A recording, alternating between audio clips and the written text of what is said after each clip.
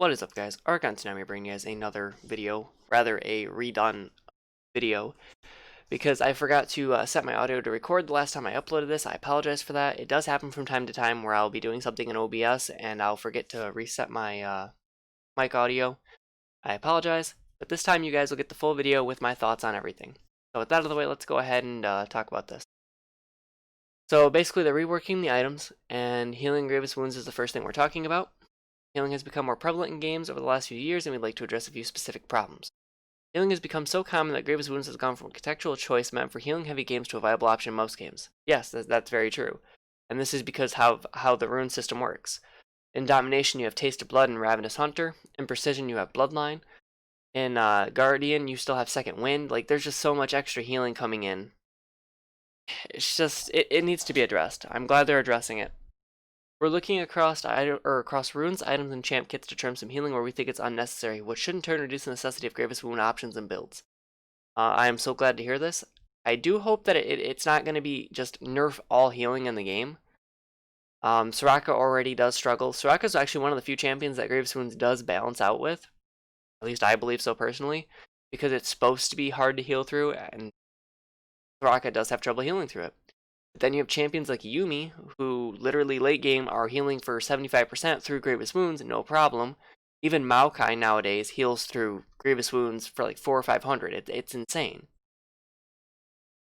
So I'm glad that they're addressing Grievous Wounds. On the other hand, Grievous Wounds can sometimes feel underpowered when trying to stop a very strong healer, especially when they have snowballed. We're looking to make Grievous Wounds a sharper effect that more effectively counters extreme healing situations that gives us a bit of its upfront power. So basically what I was talking about, strong healers. Maokai, Yumi, Mundo to a degree, but Mundo's is supposed to be his kit. That's his identity. He's supposed to be able to heal and move fast. So I'm not as upset about Mundo having it, and plus his ult's like a 30 to 40 second cooldown. Give or take. Maybe they could increase the cooldown a little bit, instead of just nerfing the healing on it. I don't know, I do think like Mundo specifically is the one that I'm okay with healing like that, just like I said, because it is his ult. That's what his ability is. Even Janna to a degree, I'm okay with her healing what she heals, but she doesn't even heal that much. Even she can't heal through Grievous Wounds. She's like Soraka. It's more of the new champions that get the ability to heal through Grievous Wounds. Even Akali can heal through Grievous Wounds to a degree with her Q and Hex Gunblade. I mean, she used to be so bad that they actually had to remove the healing out of her Q on minions and stuff because she was healing for just too much. And that's crazy. So anyway, Grievous Wounds is being addressed. I'm happy about it. Let me know down below what you guys think about it. As for the next rework, we're getting cooldown reduction rework. We're reducing or reworking CDR to more flexibly enable more flexibility in how we use the stat and create clearer build choices, while still filling the purpose of letting you cast abilities more often. The new stat is called Ability Haste. Ability Haste power stacks linearly. Currently, CDR's power stacks exponentially, so the more CDR you get, the more valuable it becomes. For example, 10% CDR is 11% more casts, while 40% CDR is 66% more casts, and 50 CDR is 100% more cast. Ability Haste will provide a linear power scaling model for more ability casts. So 10 ability haste equals 10% more ability cast. 20%, 20, it's 1-to-1 is what they're saying here. This makes it so every amount of ability haste you buy is summon pack rather than an exponential one. Conversion of haste CDR to haste won't be 1-to-1 because that'd be a flat nerf, which isn't the intention. You should have the potential to reach the same frequency of spell slinging, but the way you get there will be more linear. Worth noting, all the other stats work this way. So basically, it's going to be kind of more of a 1-to-1 for ability haste to CDR. Or not to CDR, 2% of spell cast. Whereas it won't be 1-to-1 for CDR to haste, if that makes sense. Or with how CDR works currently. At least that's the example they gave here. I don't know if this is just an example and it's not actually how the percentages are going to work, so it may not be 1 for every 10 ability haste you have, you get 10% more casts.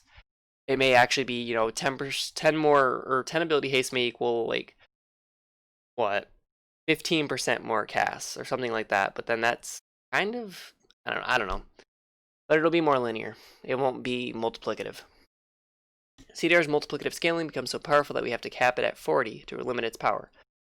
With the new linear scaling model, we don't need this restriction anymore. This opens up some cool new build options that sacrifice other power to double down on the casting fast. So from what it sounds like, you're either going to hit like a truck, or you're gonna be able to spam spells in lane. That's kind of what I'm getting out of this. And I do think that giving, the ability to spam more spells in lane could be a bit dangerous unless it doesn't go over what's there for the 40% cap as is, or as we have now. So let's say you have 60 ability haste.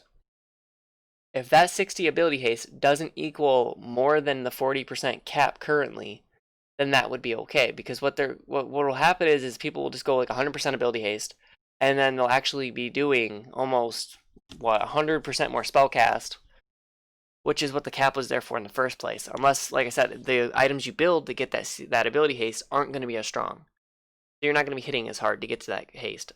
Everything right now has CDR built into it. Like, everything has CDR for the most part nowadays. I mean, mages have no trouble getting to the 40% CDR cap. None. Bruisers to a degree have no trouble getting to the CDR cap. The only class that really has trouble getting there, I think, are AD carries. That's just because they're not really built to spam abilities. They're built more for auto attacks, and I think, Essence Reaver is the only item that has crit that you would build that has CDR. I know some of them can build Essence Reaver and Black Cleaver and get to that 40%, like Lucian, for example, if you wanted to. But most people don't do that, so AD carry is really the only one that doesn't have the ability to get to that 40% cap, so I'm curious what they're going to add ability haste to for items. Tenacity is also getting reworked. Tenacity is a unique and useful strat, but we think its interactions across different types of crowd control are confusing and unintuitive. Ideally, we want a player to ask the question, is there a lot of CC in this game? And know that Tenacity will be an effective counter. Towards that goal, we're making a change so that Tenacity will reduce the duration of knockups. We're not going to have Tenacity affect displacement, knockback, or pull spells because their primary purpose is movement, not long duration CC. So now you don't have to worry about Blitzcrank mains or Jace mains. Your displacement's going to work just fine. You're still going to be able to knock people away from you if you need to get them off of you or pull them into you if you want to engage. But for Blitzcrank specifically, if you hit E and knock somebody into the air now, they're going to recover a lot faster than they did before, I would imagine. So that ought to be interesting to watch. Not long duration CC. Also, there are a few ultimate spells in the game where reducing their duration undermines the functionality in a negative way, like VIR. So we're making these knockup plus suppression. That's good. At least champions with like on-click knockups, kind of like Vi, Set, for example, are going to still be able to use their Rs and, not have the enemy recover out of it faster than what they land. So that's good to hear. Could you imagine hitting somebody with like, Set R and Set goes to grab them? They have so much tenacity though that he basically grabs them for half a second and then he just keeps going as if they're unstoppable and they just drop out of the ultimate. Same thing for Vyar. She'd be up in the air. They'd recover early from it. Kind of like a QSS effect, and then they'd just be able to auto her to death while she's still in the animation of dropping down. So I'm glad they're at least thinking about that and they're not just making all knockups universal. I will say Blitzcrank's probably going to be the one that's most negatively impacted by this, just because if you happen to grab somebody and it happens to be their frontline tank, you pop him up, you're not gonna, you're gonna still be in the animation probably of the punch while they're recovering on the ground already autoing your team, or autoing you, for example. So it'll be interesting to see just how well this plays out. And as for why Tenacity is confusing and unintuitive, it's because they don't tell you how it works. They don't tell you anything in the tutorial about how anything works. Imagine that. Imagine actually making a tutorial that explains all the different status effects in the game. Or all the different, effects in the game. On to jungle items. Last preseason, we included a successful update to starting items for the support role that allowed them to immediately focus on the wider shot for more satisfying options and more choices. We're applying the same treatment to junglers. Give me 1 second.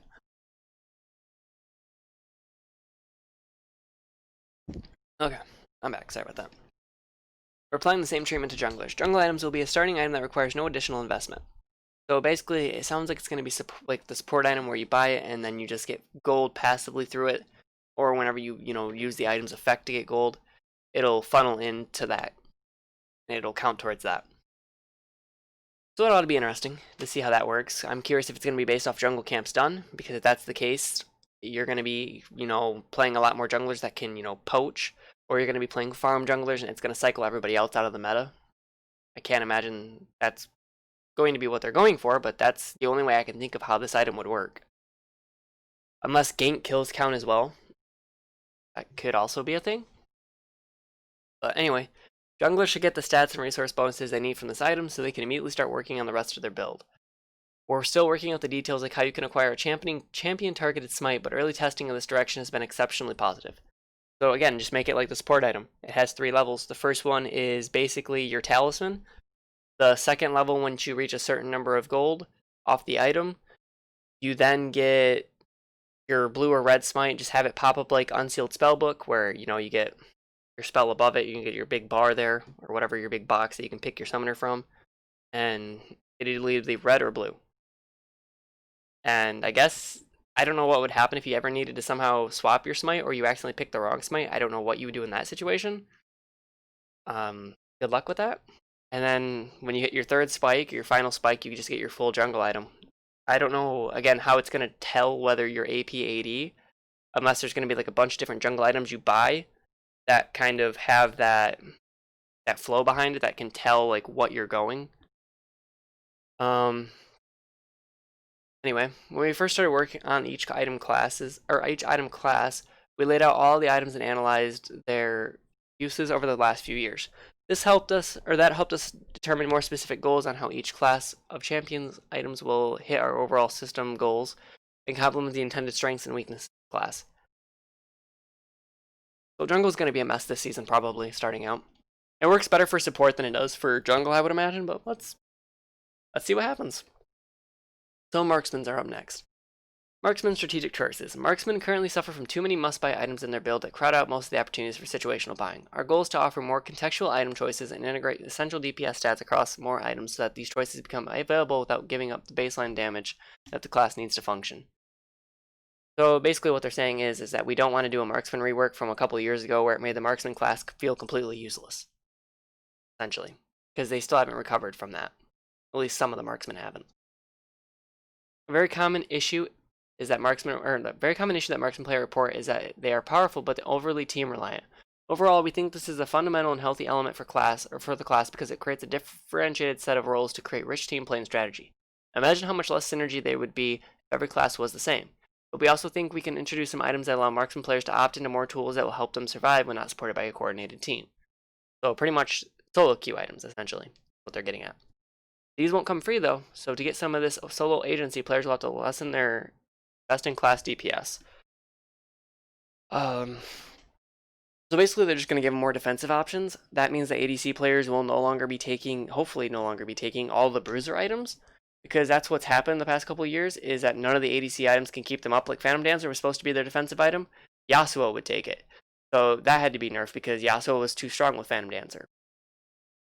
And now AD carries are going to get their own set of items and hopefully stop using Death Dance, because Death Dance is overtuned right now and it's broken beyond belief. It's about up there with Hourglass in terms of how good it is.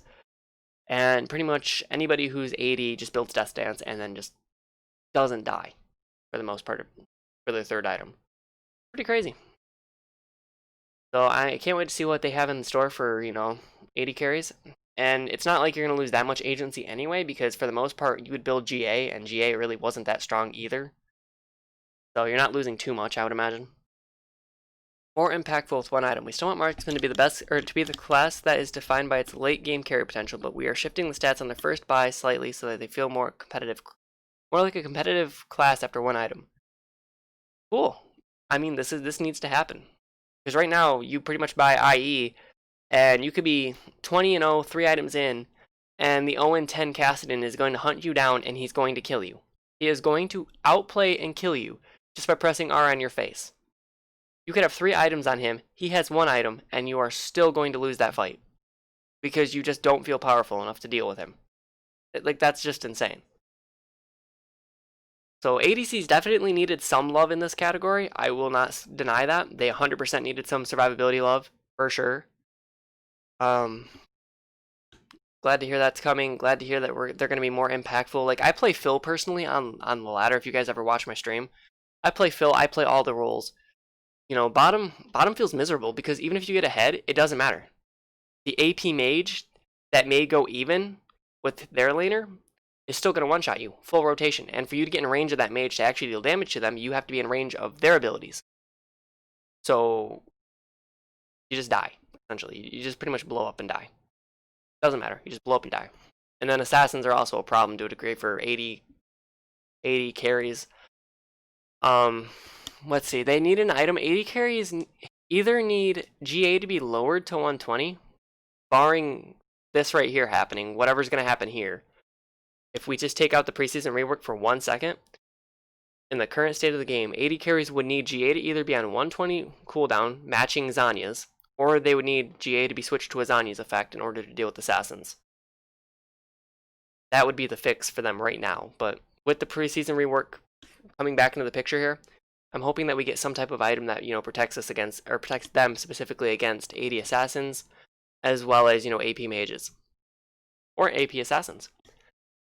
Fill some item gaps. Some games and matchups make marksmen feel like there's a missing item for what they need. We're looking to offer appropriate items like an 80 armor item, more spellcaster options, and maybe others.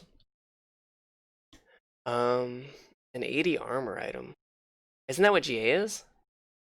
Unless they're going to put more armor or AD into GA, I don't really see what the complaint is here.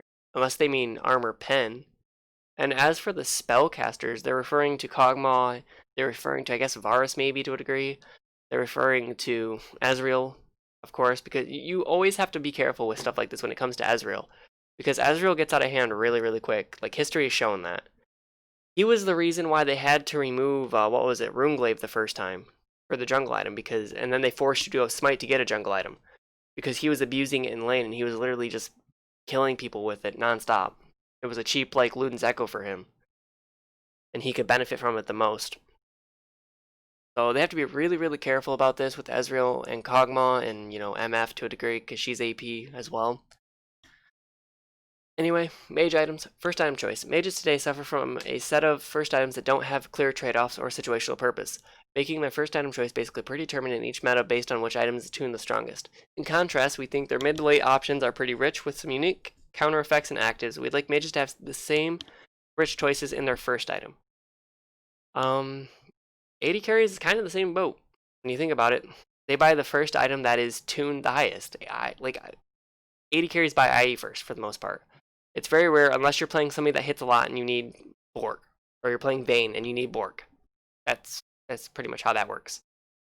Mages typically go Lost Chapter, I believe. They don't even finish Ludens. They just go Lost Chapter into either Morello's, depending on their matchup, or Hourglass. And then from there, they finish their Lost Chapter into either Ludens or Archangels, or whatever it's called. Is it Archangels? Or is Archangels the completed version? I'm drawing a blank on what the staff's called for some reason. I think Archangels is the finished version. Anyway, they go into that, and that's pretty much what the build's been for the whole season. New iconic effect for artillery mages. We have some exciting ideas to create a fantasy item for artillery mages that emphasize their unique range and skills. Please don't. Please don't, Riot. Please don't do this, because what's going to happen is you're going to have Kog'Maw be broken, you're going to have Ezreal be broken, and this is just not going to end well. This just doesn't end well. I don't know why they insist on doing this. I just get a bad vibe from it. Ezreal is already going to be broken, unless they're going to nerf his base scalings. The whole reason that Ezreal's broken, honestly, is because of his base scalings, realistically, because he used to be able to run Klepto and have no problems. He would get gold, he'd get ahead of you in gold, and then he'd just mow over the lane based on his base stats until he got items. And now they're making items specific for artillery mages. Don't do it. Not safe. It's a trap. Don't do it. Ability Haste has a choice. With the rework from cooldown reduction to Ability Haste, we can use the stat to create another decision point in mage builds. This allows for some super haste focused builds and other powerful builds that give up haste for other gains. Like I said, you're either going to hit like a truck with it, or you're going to spell sling like it with it. Like it? Yeah, you're going to spell sling like it. Sorry guys, it is the early morning. I just woke up and I'm redoing the video here, so hang in there with me. We're almost done. AP Fighter and AP Assassins. We want to serve a decent-sized group of champs with a new class of items because AP Fighters and Assassins are a fairly rare type of champion. We ended up grouping them up for the purpose of building a core item set. This ended up working out well because they tend to need damage early in the game and skew tanky or bursty with later choices. Tailored early build items. These AP champions have been borrowing from mage items for as long as they've existed. We want to offer some early buy choices that match the patterns and stats that they want. Things like damage, durability, hybrids, and manaless items are working well in our internal testing. So this is really good. I am glad to hear that, you know, Kennen, Katarina, champions like that are going to get their own core items. And they're not going to have to take from the mage items anymore. Akali, for as much as I hate the champion, as long as they rework Grievous Wounds, it won't be that big of a deal for Akali to be able to, you know, have items that exist for her to use. So, glad to hear they're at least, you know, helping the AP fighter and AP assassins that don't use any type of mana as a resource. Bridge into tank or pure AP later. Like AD fighters, we don't think these champs need to build entirely within their own category of items that have great item experience. Depending on the champion or game, we want them to transition into tank or pure AP items to finish out their builds. This lets them get their full set of choices available in those parts of the system and offers a lot of flexibility. So I'm guessing that a lot of the core items, like build into different items, are like build paths are going to be changed around in order to accommodate both the AP Bruiser and the AP Assassin. So that's going to be interesting.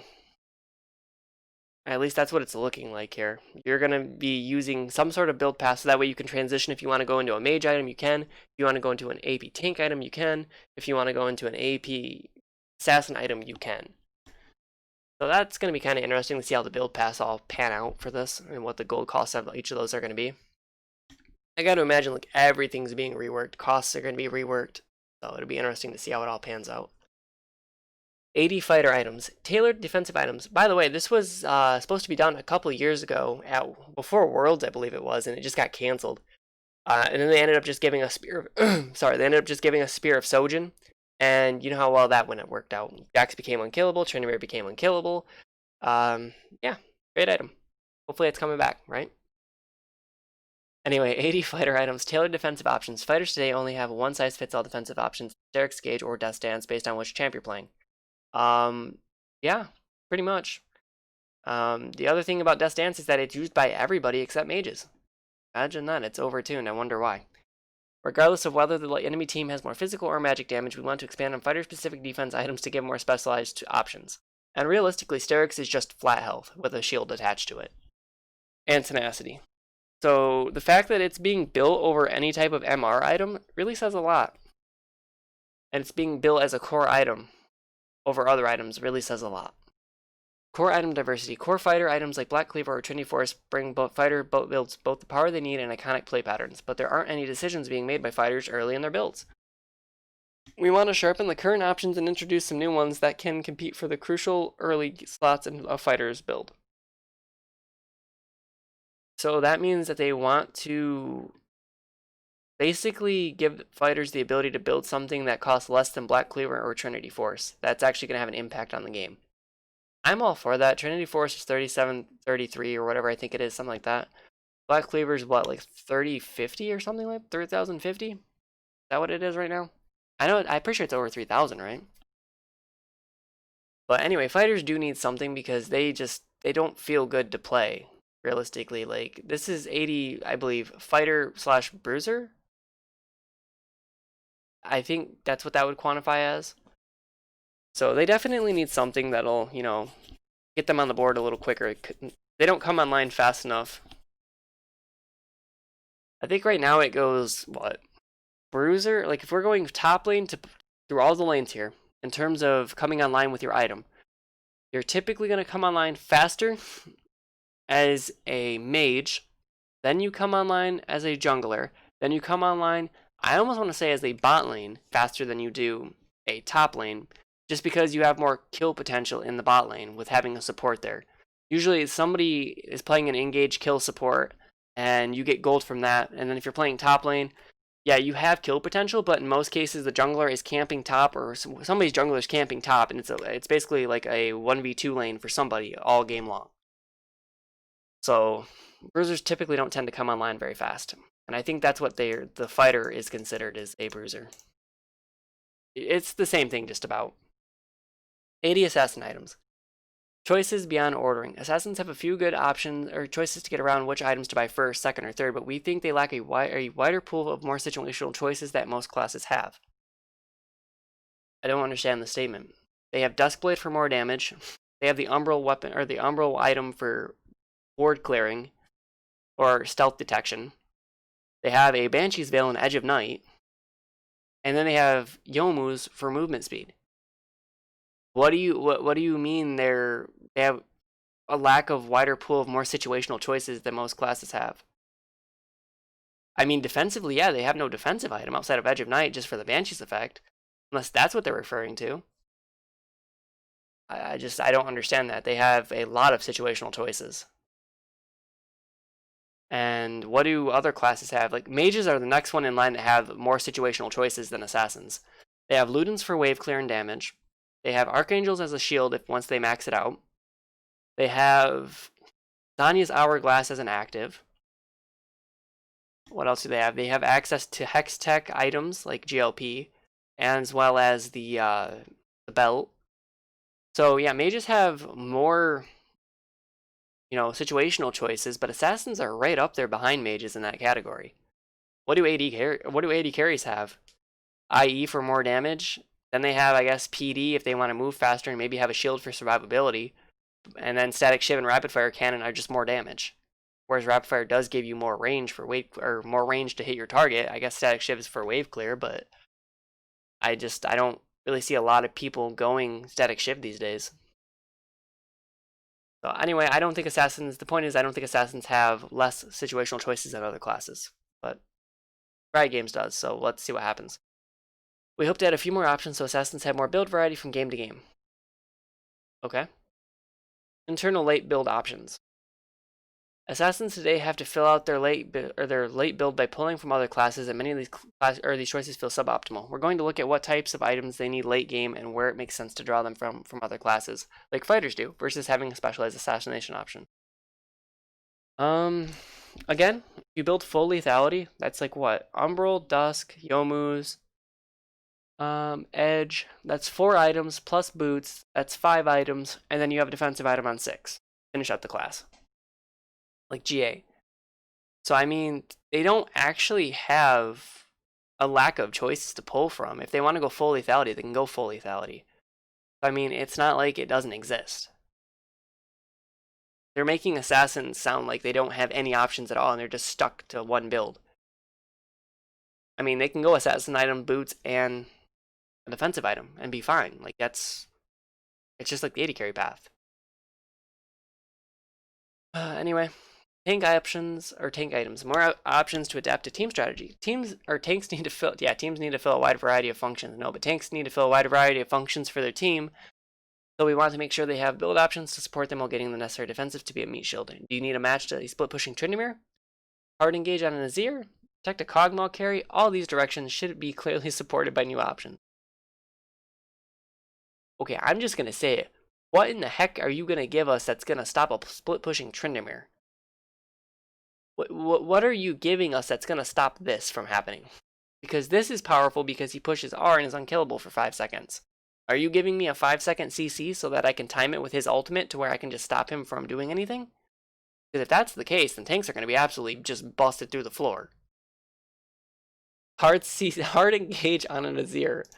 So does that mean you're giving me something that's going to punch through Azir's wall and just let me go right through it? Then again, I think half the tank ultimates do, like Malphite, Scion. Maokai to a degree.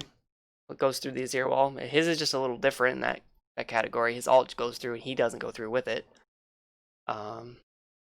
Yeah, that's kind of interesting. I don't know if these are really good examples to be telling players that you're gonna fix for tanks. Protect a Cogmaw carry? Okay, that one's okay. That one you just stack with your Cogmaw and you drop like Randuin's or something on the ground to slow everybody so Cogmaw can walk out. All these directions should be clearly supported by new options. Again, Tryndamere and Azir, those ones are the terrifying ones. I don't know what they're going to give us that's going to stop a Tryndamere split push, but whatever it is, I'm very curious to find out. Not going to lie. Build out magic resist options. The current MR options are a bit niche and feel like they don't offer strong options to deal with teams that require effectiveness against multiple AP playstyles at once. Very true. So you're either buying an adaptive helm, which is only good against poison type champions like Cassiopeia Teemo, or ones that hit you multiple times with the same spell. Those ones are the ones that come to mind to me. You're buying Spirit Visage or Visage or whatever you call it in order to, you would buy it on like Mundo because he has bonus health regen, Garen because he has bonus health regen, or Darius because he has healing in his kit, or a small amount of healing in his kit. But for champions that don't have that, like, Kled in the top lane, I guess this is tank, not bruiser. So tanks, Maokai, Malphite. Spirit Visage really does nothing, or Visage or whatever, does nothing for Malphite in general, because he doesn't regen HP. What else is there? Abyssal Mask, that's more for AP bruisers, or AP tanks, like Amumu. Wit's End, that's not going to do it for, a tank up top. Maul of Melmortius, but that's more for AD than what it is a tank. You're not getting any HP off that, you're just getting the lifeline passive. And that actually causes a problem with your Sterix gauge if you're going Sterix for a defensive item as well, for tenacity. Just for that all-around protection. Yeah, there really isn't a lot of good choices for tanks in the top lane. There's not a good choice for like anybody, MR-wise, in the top lane. So I'm glad to hear that they're finally going to give us some magic resist options that are going to cover multiple playstyles. Been waiting for that for a while now. That's why Death's Dance is actually in the broken state that it's in. They could actually revert Death's Dance if they wanted to.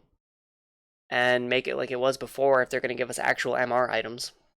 That's the whole reason they got reworked in the first place, is because there wasn't enough MR items in the top lane. Enhanced tank utility. Tanks create value for their team by being immovable damage soaks while also providing CC and other utility. We want to create more items to showcase the utility attributes of tanks beyond their baseline defenses. Okay. So is it going to be items that proc whenever you use a hard CC on a champion? You're going to get like some type of bonus effect? I think that would be pretty interesting. Yeah, it would be. You can't have it be too powerful because there are so many on-click CC effects. For tanks like Maokai's W, for example.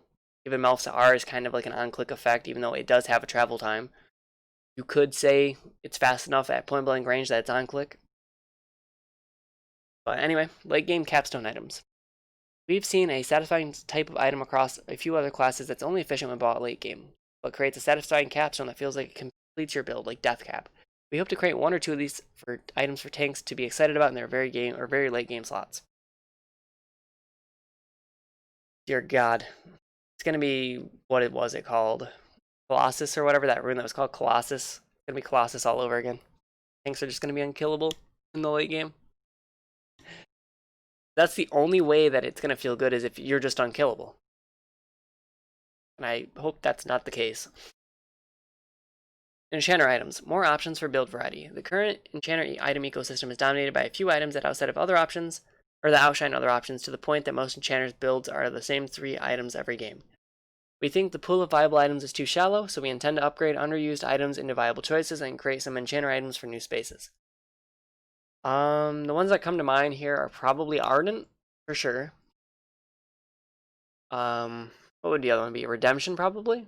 I could see Redemption and Athenes being the 3 items that they build every game. Crucible is pretty good, but it's more situational. And you're not typically building Knight's Vow / Zeke's on an enchanter. You're building those on more tanky supports. Solve active reload, or overload. More than any other class by far, enchanter items end up with way more actives than we would like in a single build. We're taking a few different approaches simultaneously to keep enchanter builds in the 1 or 2 active item sweet spot that we think is ideal. This is going to be interesting to see where they go with this one in particular, because Crucible's inactive, Redemption's inactive. I guess if you were to build Knight's Vow, that's not really an active, honestly. That's more of a pseudo-active. I guess Twin Shadows is considered in support active. The Twin Shadows, then you have Shirulio's Revelry or whatever, the crown item that gives your team movement speed. So yeah, there are a lot of, actives right now that are, taking up space inside of the enchanter item boxes. Not sure what they're going to do to make it 1 or 2 active item sweet spot that they think is ideal. I don't know what they're going to do. I'm guessing some items are probably getting removed. I mean, Shirulio's or whatever it's called is probably going to be one of those that gets taken off the game. I think Crucible needs to stick around because Crucible is really, really good. It's situational, yes, but it's pretty good to have as a support because then you can clear the Malzahar if your AD carry's QSS is down. You can purge it for him, or you can purge other effects. There's been times where I bought it where it's been actually really, really good, and it's actually turned a team fight. Because somebody wasn't polymorphed or stunned for, 2 or 3 seconds, they were able to get back in the fight, and then we were able to turn it. Or they had to use more CC on the target I cleansed. Okay, more clear strengths on each item. A couple items fall into the good at everything category where they provide defense, CDR, healing, mana, regen, and inactive. We want to have more focused items with a clear purpose. So this is going to be kind of a nerf. So you're going to have to pick between defense, CDR, healing, mana, regen, and an active. Essentially is what they're saying. You're probably going to see defensive CDR, defensive healing, defensive mana regen, and defensive active as the core. That'd be my guess. Or maybe, actually, I don't know, maybe... Yeah, I'm not sure. I think it's probably going to be more, like, everything's going to have, like, some type of defense to it, honestly. I don't know, it's going to be interesting to see, like, the enchanter during the preseason as well. Like, the ones I'm most anticipating, honestly, outside of seeing, like, what they're going to rework mage-wise, just because I want to see Zanya's Hourglass get reworked to some degree, is going to be the jungle changes and the enchanter items. Just because they're getting rid of most of the actives, is what it sounds like. They only want you building 1 or 2 active items. But anyway, that's going to do it for this, guys. Hopefully you enjoyed. Hopefully you enjoyed my opinions on it. Sorry, guys, it's early morning. I'm still a little bit tired here. And my nose is, like, starting to run a bit. I've been fighting allergies for the past couple days. And it gets really annoying when I start talking a whole lot and I can actually feel, my nose starting to run. But anyway, hopefully you guys enjoyed. Let me know what you guys think about the item changes. What are you guys expecting? What class are you expecting to benefit the most from this? Are you expecting, AD carries to come out on top, tanks, mages, fighters, assassins? Let me know. And I'll see you guys in the next video. Later.